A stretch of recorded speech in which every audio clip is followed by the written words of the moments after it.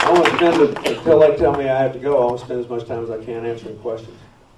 I can't stay 3 hours like I did in Myrtle Beach last night in the last stop, but I'd love to do it. Yes, ma'am. I have a friend concerned about countries like Saudi Arabia and Afghanistan where there's rules against women, and in order to even be in public, you need to wear a burqa.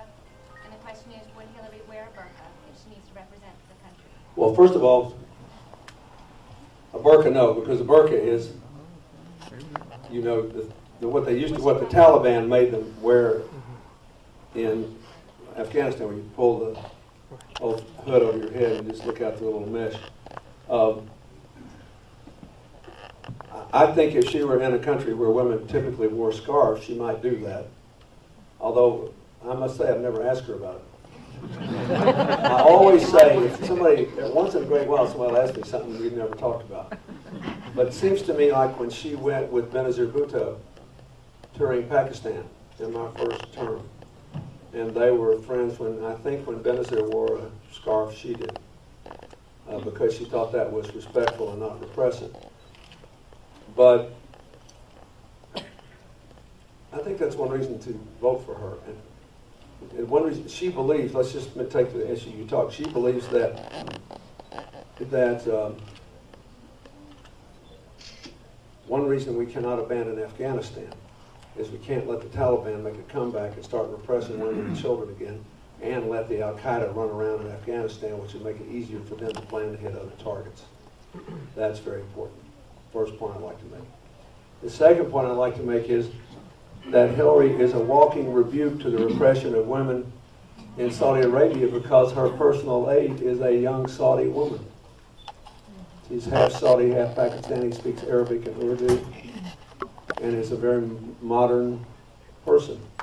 And it's really interesting. The senator that represents the largest number of Jewish Americans has a Muslim Arab / Pakistani aide who is a wonderful human being and shows that the modern world can be reconciled.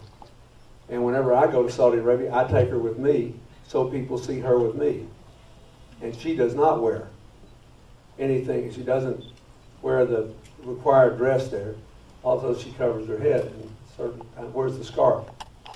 And I think these symbols are important. You might be interested to know that I never forget when I went to Senegal in Africa.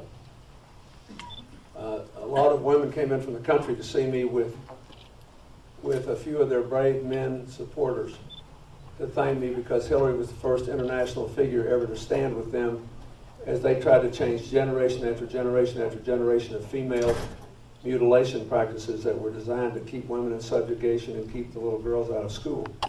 And they said that it would change the life of their whole area forever, that Hillary had stood up for them and stood with them.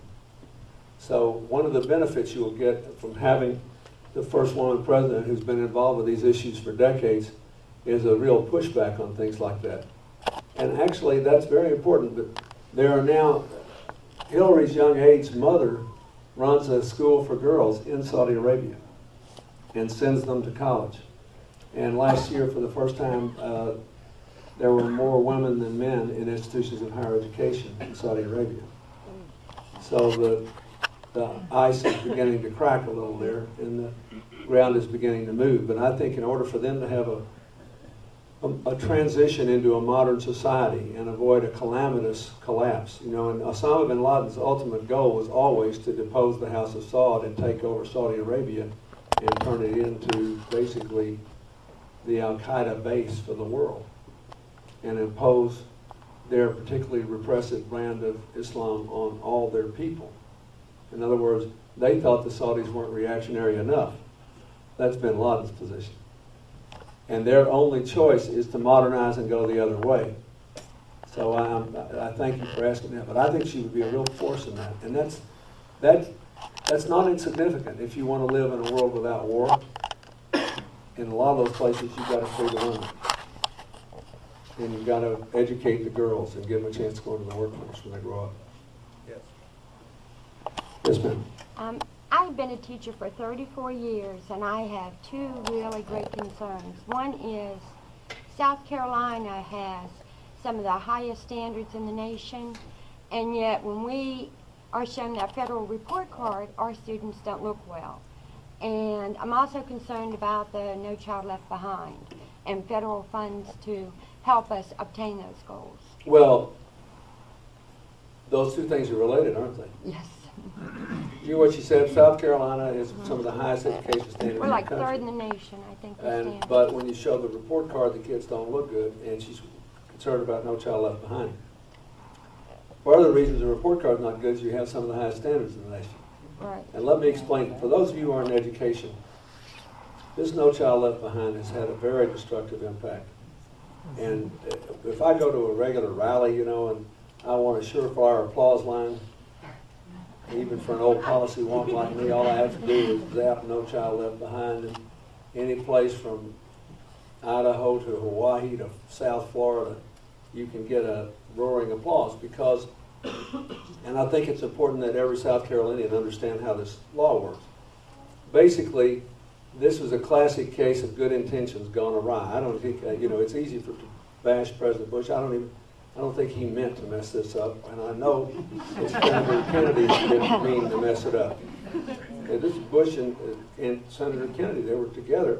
The idea was that President Bush wanted to look like he was raising standards and having accountability, and he desperately wanted to get rid of two things I was doing, because that was back in the stage of his presidency when it was anything but Clinton. So he wanted to get rid of our program to hire 100,000 more teachers in the early grades, and get rid of our program to help states repair old schools and build new ones with the largest number of kids ever in our schools coming in. First group bigger than the baby boom generation.